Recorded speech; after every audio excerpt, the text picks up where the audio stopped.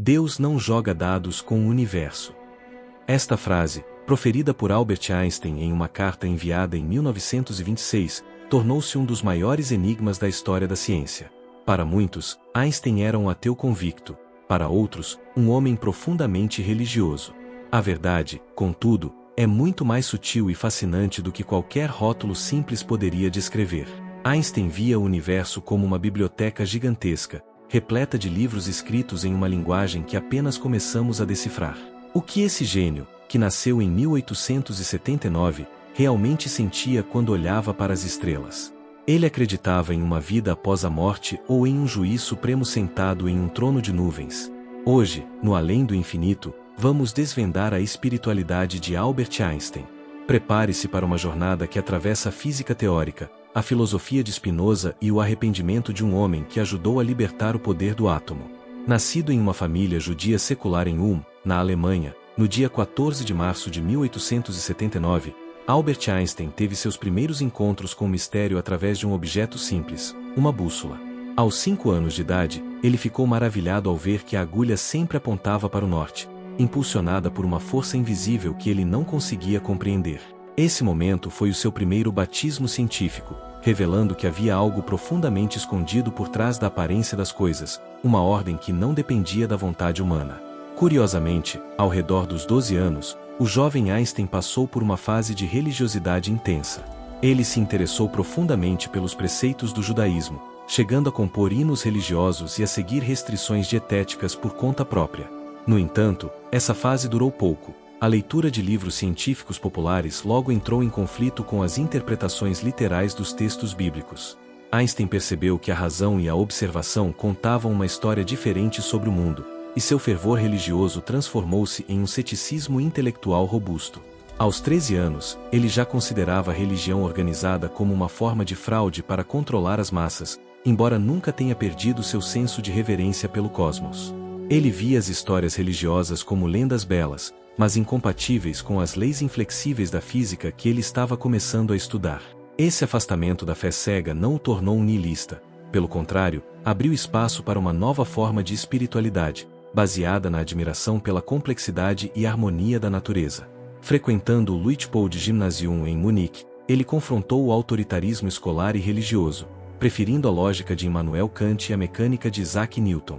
Einstein começou a acreditar que a verdadeira voz de Deus não era encontrada em livros escritos por homens, mas na própria estrutura do espaço e do tempo. Sua rebeldia contra a autoridade estabelecida, seja ela acadêmica ou teológica, tornou-se a marca registrada de seu caráter, preparando o terreno para as revoluções que ele traria ao mundo em 1905. Em busca de um ambiente mais liberal, Einstein mudou-se para a Suíça para concluir seus estudos na Escola Politécnica de Zurique. Foi nesse período de efervescência intelectual que ele encontrou a obra de Baruch Spinoza, um filósofo holandês do século XVII que havia sido excomungado por suas ideias radicais. Spinoza propunha algo que ressoou profundamente no coração de Einstein: o panteísmo. Para Spinoza, Deus não era um criador externo que intervinha no mundo, mas era a própria substância infinita do universo, regida por leis geométricas e racionais. Einstein adotou essa visão como sua própria religião. Ele frequentemente afirmava: "Eu acredito no Deus de Spinoza, que se revela na harmonia ordenada de tudo o que existe." Para ele, a divindade era sinônimo da inteligência superior que se manifestava através das leis da física. Essa perspectiva eliminava a necessidade de rituais, orações ou o medo de punição divina. Deus, para Einstein, não tinha vontade própria nem sentimentos humanos. Deus era a própria elegância matemática da relatividade. Ao contrário do Deus pessoal do cristianismo ou do judaísmo tradicional, o Deus de Spinoza não se importa com as ações ou destinos individuais dos seres humanos. Einstein via a ideia de um Deus que ouve preces como uma projeção do ego humano e do medo da morte. Ele acreditava que o universo era um sistema perfeitamente fechado e lógico, onde cada causa gerava um efeito previsível. Essa harmonia era tão profunda que ele sentia uma emoção religiosa cósmica ao contemplar o funcionamento das galáxias e dos átomos. Essa filosofia panteísta permitiu que Einstein fosse simultaneamente um cientista rigoroso e um homem de profunda espiritualidade. Ele não via conflito entre a ciência e a religião, desde que a religião fosse entendida como essa admiração pelo mistério. Para Einstein, a ciência sem a religião é manca, e a religião sem a ciência é cega. Ele acreditava que a busca pela verdade científica era, em si, um ato de adoração, uma tentativa de compreender a linguagem com que o universo foi construído. Em 1902, Einstein começou a trabalhar no escritório de patentes em Berna, na Suíça.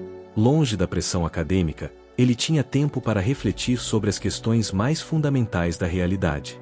Em 1905, seu ano miraculoso, ele publicou 4 artigos que mudariam o curso da história, incluindo a teoria da relatividade especial.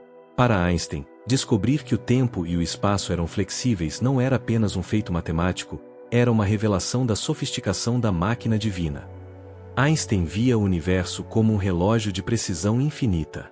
Ele estava convencido de que as leis da natureza eram universais e imutáveis, e que não havia espaço para o milagre no sentido de quebra dessas leis. Se algo parecia milagroso, era apenas porque ainda não compreendíamos a lei subjacente que o regia. Sua busca pela teoria do campo unificado, que ocuparia as últimas 2 décadas de sua vida, era a tentativa final de ler a última página do Manual de Instruções de Deus. Durante a Primeira Guerra Mundial, enquanto vivia em Berlim, Einstein viu o caos da destruição humana contrastar violentamente com a ordem das estrelas. Ele adotou uma postura pacifista radical, acreditando que o nacionalismo era o sarampo da humanidade. Em suas discussões éticas, ele frequentemente usava a ideia de Deus como um símbolo para a moralidade objetiva. Ele acreditava que os seres humanos deveriam aspirar à mesma harmonia que viam no cosmos, transformando a ética em um reflexo da ordem física. A fama estratosférica chegou em 1919, quando um eclipse solar confirmou sua teoria da relatividade geral. Einstein tornou-se uma celebridade global, o sábio de cabelos brancos a quem todos perguntavam sobre o sentido da vida. Ele respondia com humildade, descrevendo-se como uma criança que entra em uma biblioteca imensa e sabe que alguém deve ter escrito todos aqueles livros, embora não consiga compreender a mente do autor ou o plano completo da obra. O maior teste para a fé de Einstein na ordem universal veio com o surgimento da mecânica quântica. Embora ele tenha sido um dos pais dessa teoria ao explicar o efeito fotoelétrico em 1905, o que lhe rendeu o Prêmio Nobel em 1921, ele nunca aceitou as suas implicações filosóficas. A ideia de que as partículas subatômicas se moviam com base em probabilidades e que o observador influenciava a realidade era, para ele, inaceitável. Foi nesse contexto que ele escreveu a Max Born, Deus não joga dados. Einstein acreditava que a incerteza quântica era apenas uma limitação do nosso conhecimento atual, e não uma característica fundamental da natureza. Ele estava convencido de que, por trás da aparente aleatoriedade dos átomos, existiam variáveis ocultas que tornariam tudo previsível novamente. Para Einstein, um Deus que agisse por acaso seria um Deus imperfeito. Sua resistência à mecânica quântica isolou-o da comunidade científica mais jovem, mas ele preferiu a solidão intelectual a abandonar sua crença em um universo determinístico e harmonioso. Ele argumentava que a natureza é sutil, mas não maliciosa. Isso significava que o universo é difícil de entender, mas não está tentando nos enganar com truques de mágica ou caprichos aleatórios. Einstein sentia que a aceitação do acaso na física era uma forma de derrota espiritual.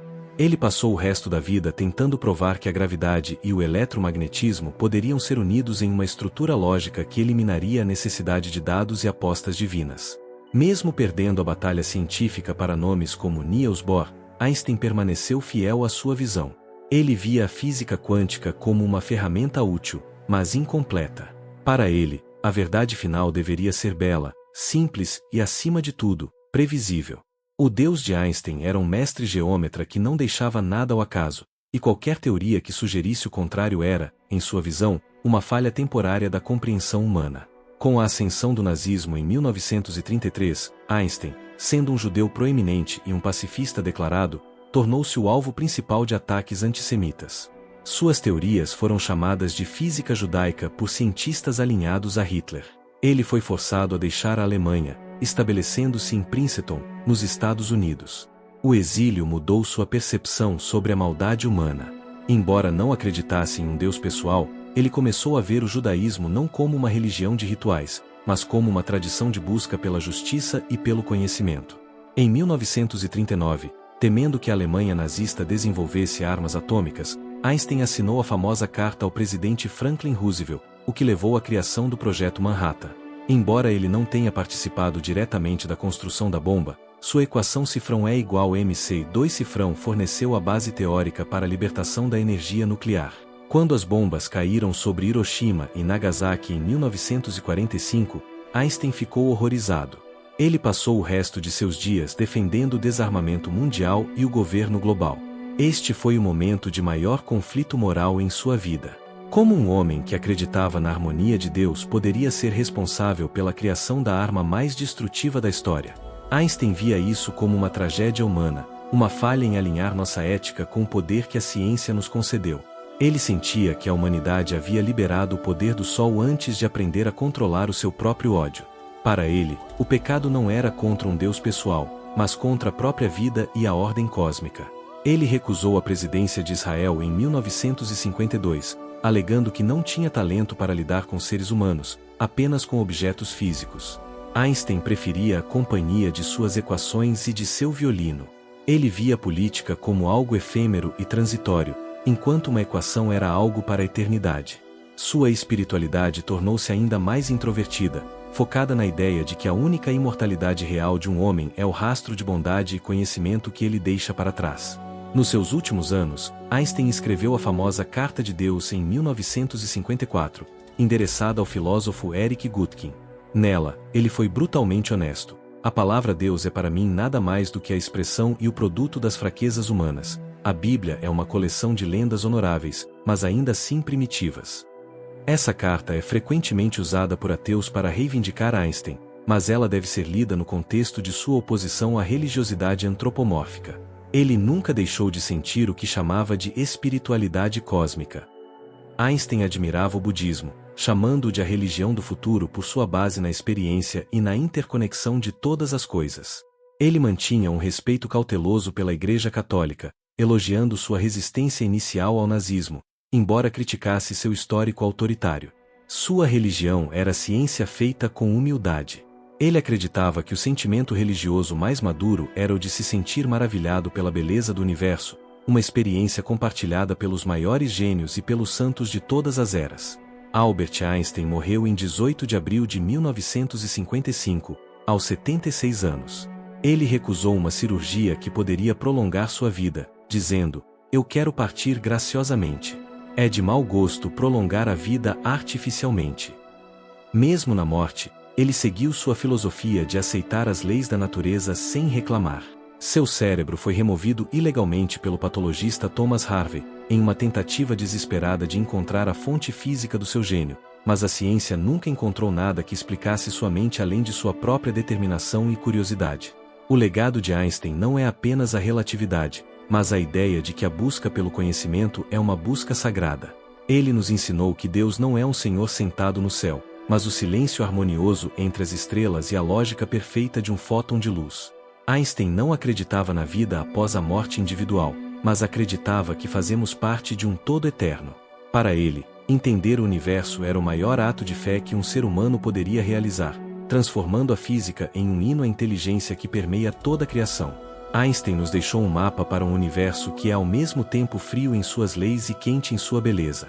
Ele nos mostrou que ser um cientista não significa perder a capacidade de se maravilhar, e que ser espiritual não exige abrir mão da razão. O Deus de Einstein é a ordem que impede que o universo desabe no caos, a harmonia que permite que um pequeno planeta azul abrigue mentes capazes de questionar a própria eternidade.